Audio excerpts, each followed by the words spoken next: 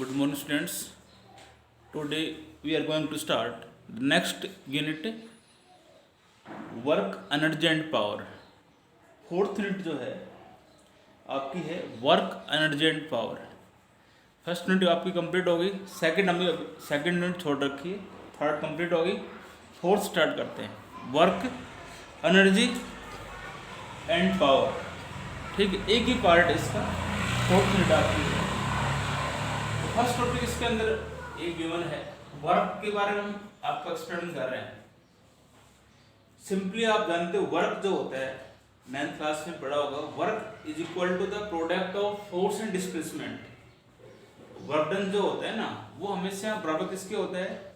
Work done निकालना हो, किसी बॉडी में फोर्स कितना अप्लाई किया, उस बॉडी में डिस्प्लेसमेंट कितना होगा, वो वर्क होता है.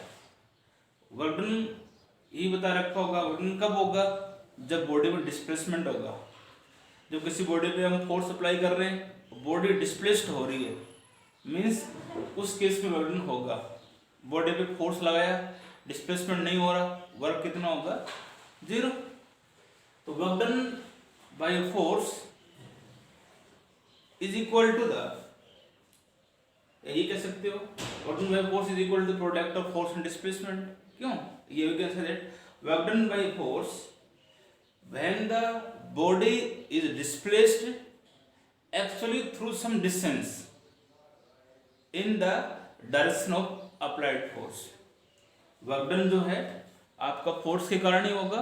वो कब होगा, जब बॉडी एक्चुअली डिस्प्लेस्ड हो. किधर हो, इन the direction of the displacement.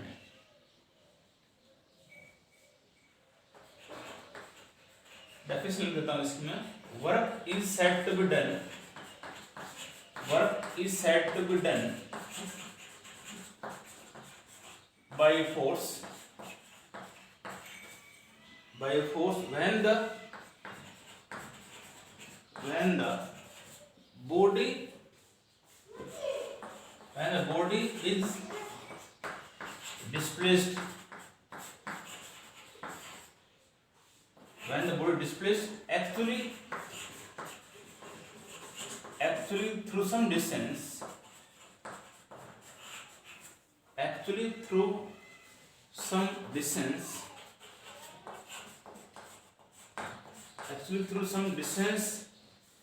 in the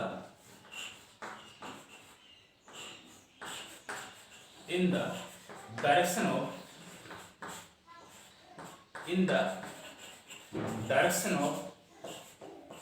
applied force. In the direction of the applied force. Work done is said to be done by a force. Work done किसके कारण होगा, force के द्वारा होगा. कब होगा, when the body is displaced actually through some distance. Body displaced हो रही हो in the direction of the applied force. इस डायग्राम में हमने लिया हुआ है.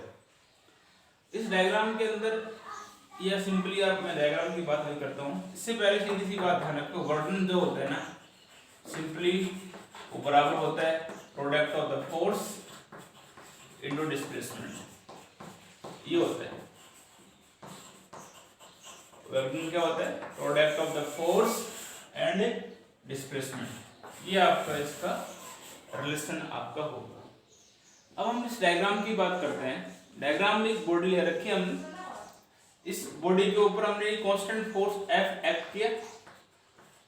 बॉडी यहां से आपके डिस्प्लेस्ड हो गई, यहां तक डिस्प्लेसमेंट हमने क्या मान लिया, S डिस्प्लेसमेंट है. Vector displacement is vector quantity, इसलिए इस पे वेक्टर का साइन हमने लगा रखा है. ठीक है. अब हमने जो है इस फोर्स को 2 कंपोनेंट्स में रिजॉल्व कर दिया. भाई ये थीटा है, तो ये इसका कंपोनेंट होगा Fx और ये कंपोनेंट क्या होगा इसका, Fy. वैसे लिखना चाहते हो यदि इस फोर्स को हम 2 कंपोनेंट्स में, 2 रेक्टेंगुलर कंपोनेंट्स में रिजॉल्व करते हैं, तो इसके कंपोनेंट होगा हॉरिजॉन्टल, ये होगा हॉरिजॉन्टल, ये होता है वर्टिकल. इसलिए ये कंपोनेंट पीछे वेक्टर में हमने बताया था, ये कंपोनेंट इसका आएगा आपका F cos थीटा, और Fy कंपोनेंट क्या आएगा, this is the F sin theta. Vertical component हमेशा एफ साइन थीटा और हॉरिजॉन्टल क्या होगा एफ कोस थीटा। जिसको भी रिजोल्व कर रहे हो, मान लो पोजीशन वेक्टर होता है आर वेक्टर, तो ये होता है आर कोस थीटा, ये वाला क्या होता है आपका आर साइन थीटा।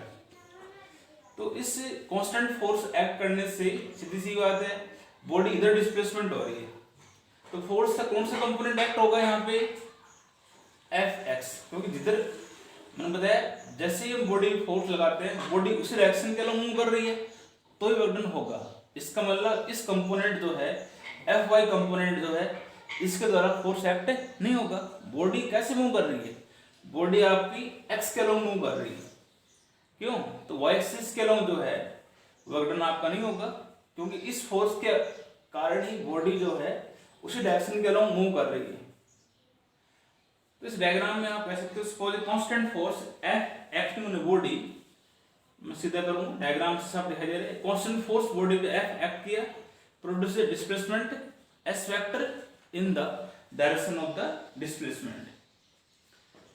ठीक है, if theta be the angle between F vector and F x vector.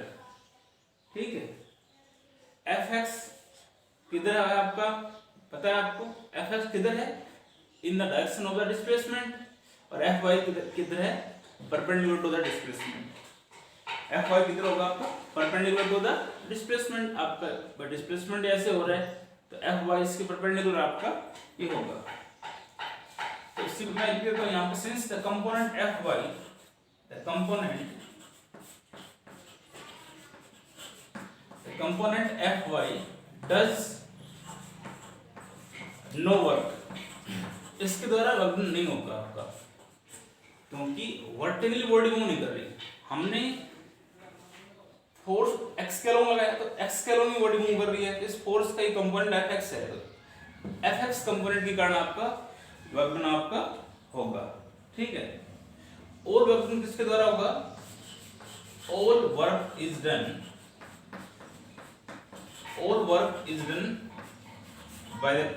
by the force fx vector.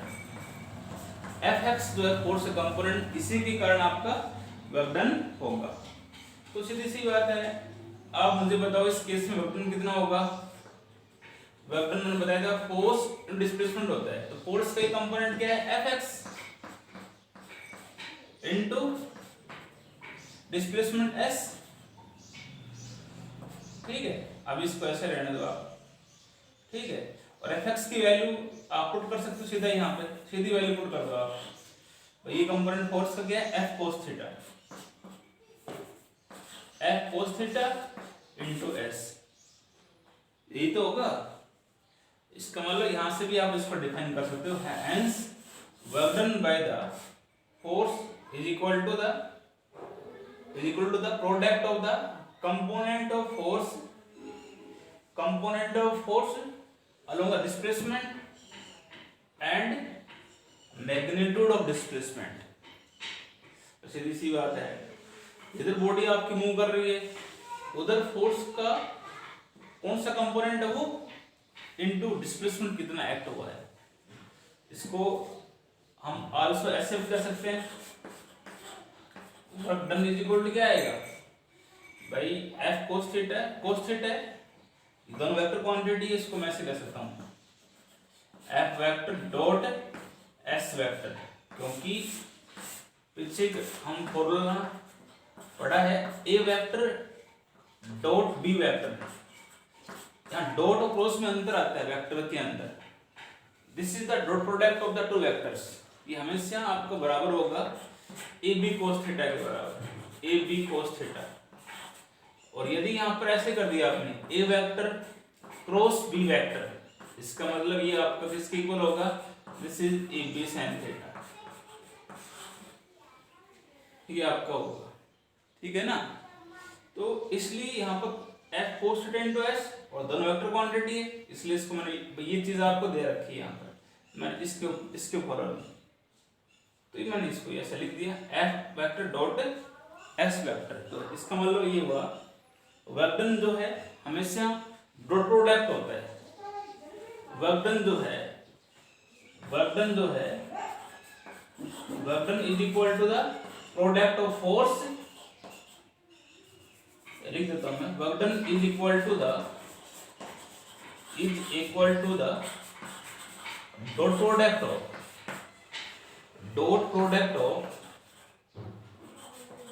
Product of force and displacement.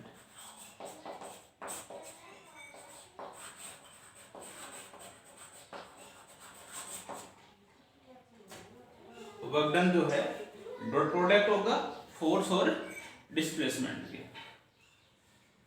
यदि बॉडी पे हमने फोर्स अप्लाई किया और डिस्प्लेसमेंट नहीं हो रहा है, वर्क डन कितना होगा? 0। When there is no displacement, work done is 0। ठीक है, वर्क डन कब होगा? जब बॉडी पे हम फोर्स अप्लाई करें और बॉडी उसी डायरेक्शन के अंदर क्या करे, अप्लाइड फोर्स के अलोंग बॉडी क्या करे, आपकी मूव यदि कर रही है तो उसी केस में आपका वर्क डन होगा। ठीक है, अब इसका अगला पार्ट आता है नेक्स्ट पार्ट, इसी का ही आगे हम शुरू कर रहे हैं।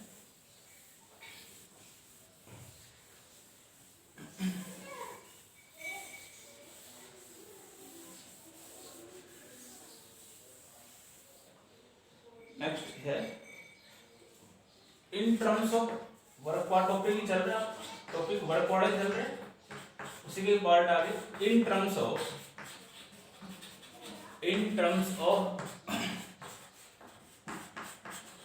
Rectangular component.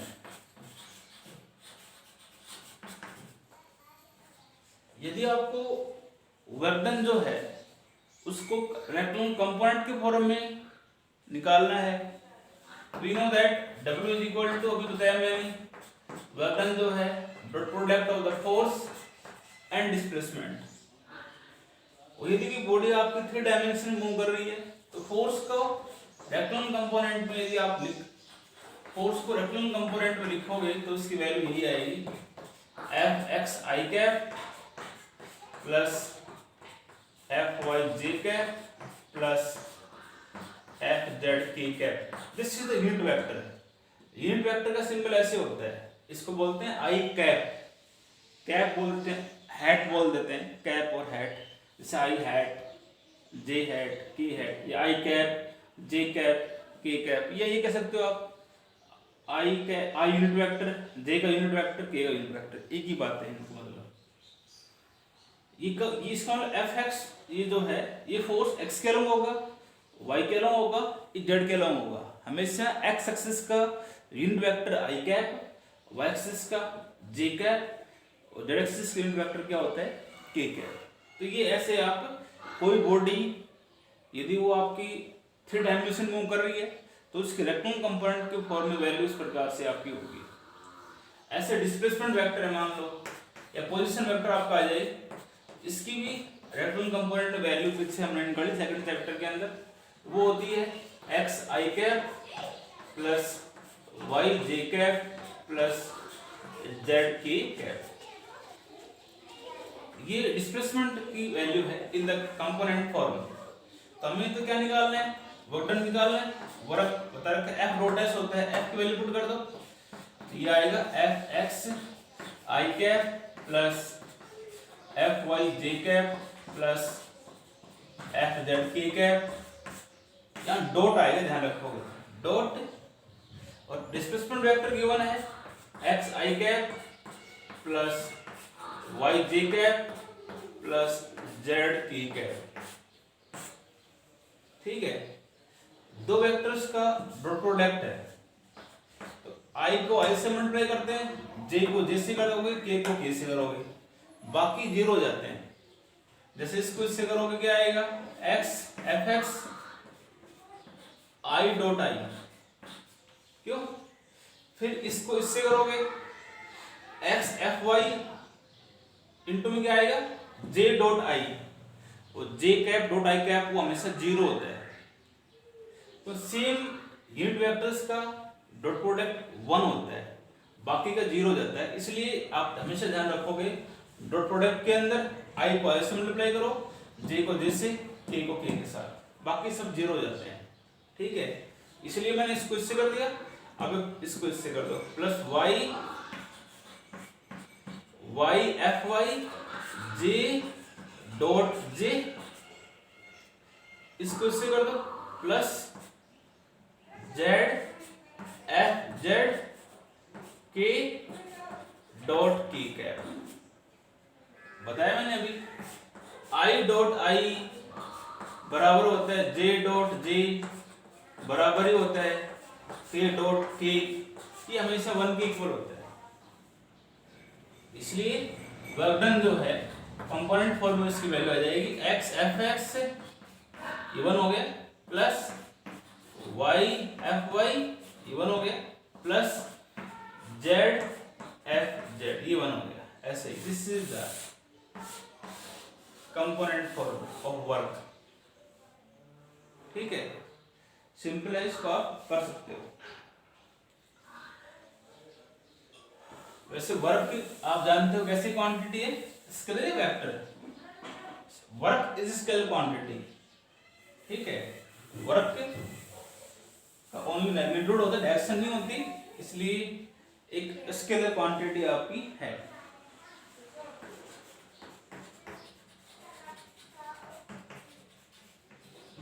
वर्क का जो डायमेंशन जो होता है, वर्क का डायमेंशन निकाल सकते हो आप। वर्क आपने अभी पढ़ा है, वर्क इज इक्वल टू होता है फोर्स इनटू डिस्प्लेसमेंट, ये होता है work is equal to product of force and displacement. Dimension निकालना हो, फोर्स का डायमेंशन हमें बता रखा है m1 l1 t-2, F is equal to m बड़ा फॉर्मूले से होता है मास का m, एक्सेलरेशन का l-2। डिस्प्लेसमेंट की यूनिट मीटर होती है, मीटर यूनिट लेंथ की होती है, लेंथ एक फंडामेंटल यूनिट है, डायमेंशन तो l कर दो इसका। डिस्प्लेसमेंट का डायमेंशन l हो गया, तो वर्क का डायमेंशन जो है ये आपका आएगा m1 l2 t-2। Work energy के फॉर्म में होता है, तो वर्क का डायमेंशन, एनर्जी का, हीट का, वो सभी का डायमेंशन सेम ही होता है, ये आएगा m1 l2 t-2। अब इसकी यूनिट्स आती है, यूनिट्स ऑफ वर्क। वर्क की 2 यूनिट होती है, एक हम बात करते हैं एब्सोल्यूट यूनिट, एब्सोल्यूट यूनिट, एक होते हैं ग्रेविटेशनल यूनिट। ठीक है, एब्सोल्यूट यूनिट के अंदर ऐसा यूनिट जो होती है, एब्सोल्यूट यूनिट के अंदर इसकी 2 यूनिट होगी। एब्सोल्यूट सिस्टम के अंदर एक ऐसा यूनिट होगी और एक हम इसकी सीरीज यूनिट की बात करते हैं। ऐसा ही को हम एमकेएस सिस्टम में कह सकते हैं, एमकेएस एक ही बात है। तो एब्सोल्यूट सिस्टम के अंदर वर्क की ऐसा यूनिट क्या होती है, जूल, और सीरीज यूनिट इसकी होती है अर्ग। क्या होती है, अर्ग। अब यदि इनको आपको डिफाइन करना है, डिफाइन 1 जूल 1 अर्ग, तो आप कर सकते हो। 1 जूल मान लो आपको डिफाइन करना है 1 जूल। ठीक है, तो वर्क इज इक्वल टू, आप जानते हो वर्क इज इक्वल टू होता है product of force into displacement. तो वर्क के फॉर्मूले से ही इनको हम डिफाइन करते हैं। अब वर्क की एसआई यूनिट की बात हो रही है, वर्क की एसआई यूनिट जूल, जैसे लिख दिया इसको। फोर्स की एसआई यूनिट, फोर्स की एसआई यूनिट होती है न्यूटन, और डिस्प्लेसमेंट की यूनिट क्या होती है, मीटर। ये आपका आ गया। तो 1 जूल जो है इसके इक्वल आ गया 1 न्यूटन इंटू मीटर। तो work done by force is said to be 1 joule when 1 Newton force applied on a body produces a displacement of 1 meter in the direction of the displacement। सीधी सी बात ये हुई, work done आपको 1 joule कब होगा, जब body पे जो force आपने एक्ट किया उसकी वैल्यू क्या होना चाहिए, 1 न्यूटन, और जो डिस्प्लेसमेंट जो बॉडी में होगा, जो फोर्स आपने एक्ट करोगे इसके ऊपर, वो डिस्प्लेसमेंट आपका होना चाहिए किसके बराबर होना चाहिए, वो डिस्प्लेसमेंट आपका होना चाहिए किसके बराबर, 1 मीटर के बराबर। मैं लिखूंगा नहीं, बता रहा हूँ। Work done is set to 1 joule when force of 1 newton act on a body produces a displacement of 1 meter in the direction of the displacement। अब आता है इसके अंदर 1 अर्ग डिफाइन करना है। 1 अर्ग मान लो डिफाइन करना है, तो यहां से 1 अर्ग की वैल्यू क्या आ जाएगी, 1 अर्ग, तो वर्क की यूनिट तो अर्ग होगी, सीजीएस यूनिट की बात हो रही है। और फोर्स की सीजीएस यूनिट क्या होती है, डाइन। फोर्स की सीजीएस यूनिट होती है डाइन, और डिस्प्लेसमेंट की यूनिट क्या होती है, सेंटीमीटर। ये आपका है,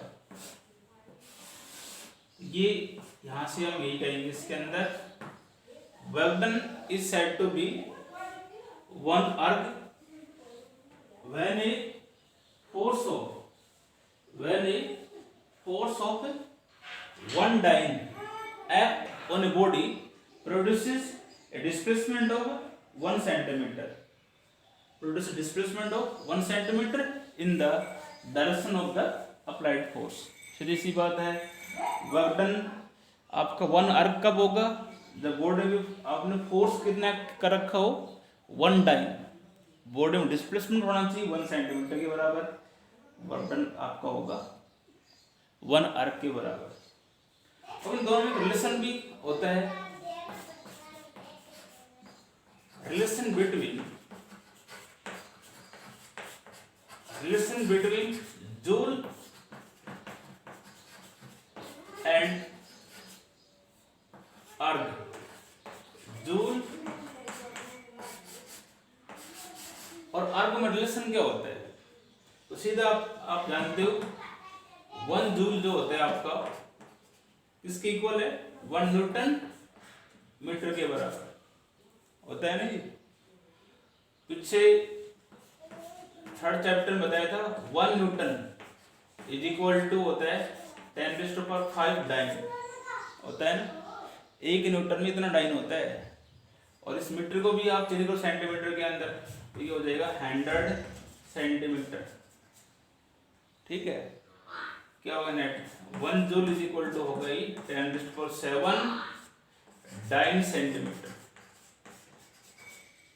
क्यों, और डाइन सेंटीमीटर किसके इक्वल आ रहा है, अर्ग के, तो आप कह सकते हो 1 जूल जो होगा बराबर होगा 10⁷ ऑफ अर्ग। 1 जूल में इतना अर्ग होता है,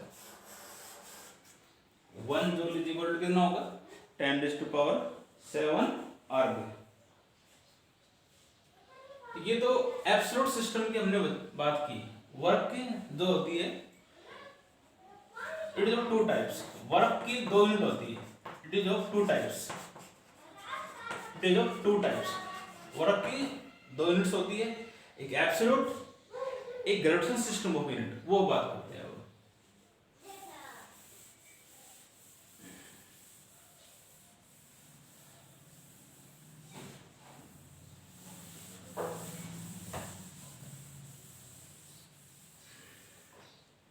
gravitational system of unit.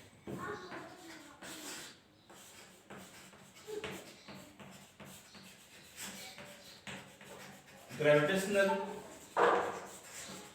System of unit.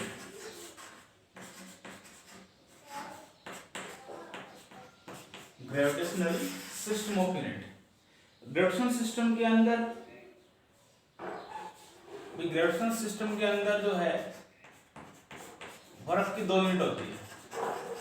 Gravitational system की यदि बात करते हो, इस केस के अंदर एक MKS यूनिट, एक आपकी सीजीएस यूनिट, ये SI यूनिट और MKS एक ही बात है, और एक आप सीजीएस यूनिट की बात कर रहे हो।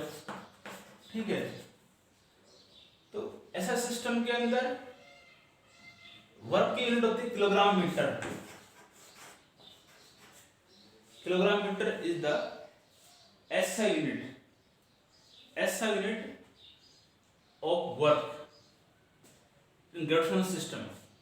और सीधे सिस्टम में यूनिट आपकी होगी ग्राम सेंटीमीटर, ग्राम सेंटीमीटर। इसको this is also known as practical unit of work, ये प्रैक्टिकल यूनिट भी बोलते हैं, ये इसको बोलते हैं ग्रेविटेशनल सिस्टम ऑफ यूनिट। ठीक है, अब यदि आपको 1 किलोग्राम मीटर डिफाइन करना है, 1 किलोग्राम मीटर, इसको रिप्रेजेंट करते हैं 1 किलोग्राम, ऐसे लिख दो आप, एक ही बात है। डिफाइन करना हो रिलेशन के अकॉर्डिंग करेंगे। W इज इक्वल टू, आप जानते हो F डॉट S होता है, फोर्स एंड डिस्प्लेसमेंट होता है ना, तो वर्क की यूनिट आपने बताया किलोग्राम मीटर, ऐसा यूनिट बात कर रहे हो, 1 किलोग्राम मीटर हो गया। और फोर्स की जो SI यूनिट जो होती है in the gravitational system of, in the gravitational system, वो क्या होती है, किलोग्राम वेट या किलोग्राम फोर्स। किलोग्राम वेट कर देता हूँ, एक ही बात है, किलोग्राम वेट कर दो या फोर्स कर दो, यही होता है। मैंने क्या बताया, फोर्स की ग्रेविटेशनल सिस्टम के अंदर MKS यूनिट और SI यूनिट जो होती है वो किलोग्राम वेट होती है, और डिस्प्लेसमेंट की यूनिट क्या होगी, SI यूनिट की बात हो रही तो मीटर होती है। तो ये आपका हो गया, और भी इसको आप सॉल्व कर सकते हो। डेफिनेशन तो इसकी है कि 1 किलोग्राम मीटर क्या होता है, work done is said to be, यहाँ लिख सकते हो आप, दैट इज, बोल रहा हूँ एज लिखोगे आप, work done is said to be 1 kilogram metre when a force of 1 kilogram weight acting on a body produces a displacement of 1 meter in the direction of the displacement। 1 kilogram metre जो है किसके बराबर आपका आएगा, वो बराबर आएगा, वो आ जाएगा 1 किलोग्राम वेट, फोर्स की यूनिट लिख दो, डिस्प्लेसमेंट की यूनिट लिख दो। ठीक है, जब किसी बोर्ड वर्क डन आपका 1 किलोग्राम मीटर का होगा जब बॉडी में ये फोर्स एक्ट कर रखा हो, और डिस्प्लेसमेंट कितना होना चाहिए, 1 मीटर। ठीक है, और you can say that 1 kilogram metre जो होता है हमेशा बराबर होगा 1 किलोग्राम वेट, पीछे बताया था 1 किलोग्राम वेट में होता है 9.8 न्यूटन होता है, कितना फोर्स होता है, 1 किलोग्राम वेट इसके बराबर होता है, और मीटर है यहाँ पर। न्यूटन मीटर किसके बराबर बताया था अभी, वो बताया था जूल के बराबर, तो 9.8 जूल आ जाएगा। 1 किलोग्राम मीटर जो है इसके इक्वल हो सकता है मैथमेटिकली 9.8 जूल के बराबर होगा। ठीक है, अब आता है सेकंड इसके अंदर 1 ग्राम सेंटीमीटर, सीजीएस यूनिट जो है ग्रेविटेशनल सिस्टम के अंदर 1 ग्राम लिख देता हूं इसको मैं, 1 gram centimetre, 1 gram centimetre.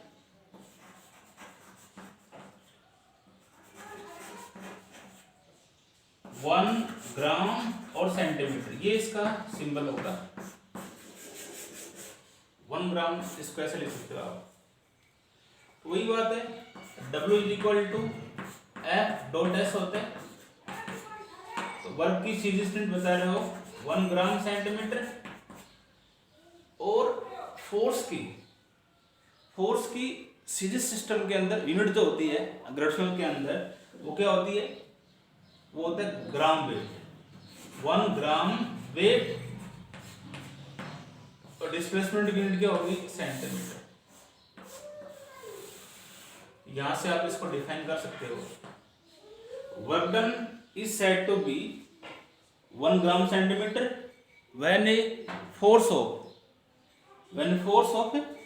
1 gram weight, when a force of 1 gram weight acts on a body produces a displacement of 1 centimeter in the direction of the applied force।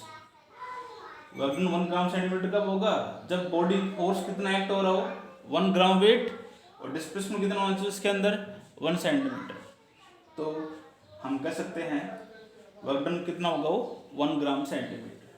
ठीक है, और भी इसकी रिलेशन हम ड्राइव कर सकते हैं, कर देता हूं। 1 ग्राम वेट 1 ग्राम सेंटीमीटर किसके बराबर होगा, 1 ग्राम वेट में आपका होता है 980 डाइन के बराबर होता है, 980 डाइन और सेंटीमीटर यहाँ पे है,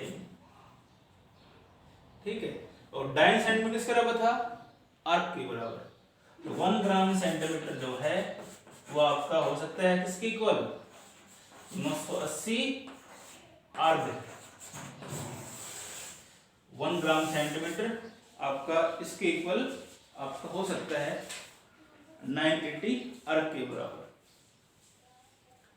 ग्रेविटेशनल सिस्टम के अंदर वर्क के 2 यूनिट्स, एब्सोल्यूट सिस्टम के अंदर ग्रेविटेशनल सिस्टम के अंदर वर्क के 2 यूनिट, एसआई यूनिट और एक CGS unit. SI unit kilogram metre और सीजीएस यूनिट क्या होगी, ग्राम सेंटीमीटर। डिफाइन करना हो 1 किलोग्राम मीटर को, वर्क का फॉर्मूला लिख दिया मैंने। ग्रेविटेशनल सिस्टम के अंदर फोर्स की एसआई यूनिट होती है किलोग्राम वेट और डिस्प्लेसमेंट की मीटर। यहाँ से मैंने बताया वर्क डन 1 किलोग्राम मीटर कब होगा, यानी force of 1 kilogram weight act on a body produces a displacement of 1 meter in the direction of the applied force।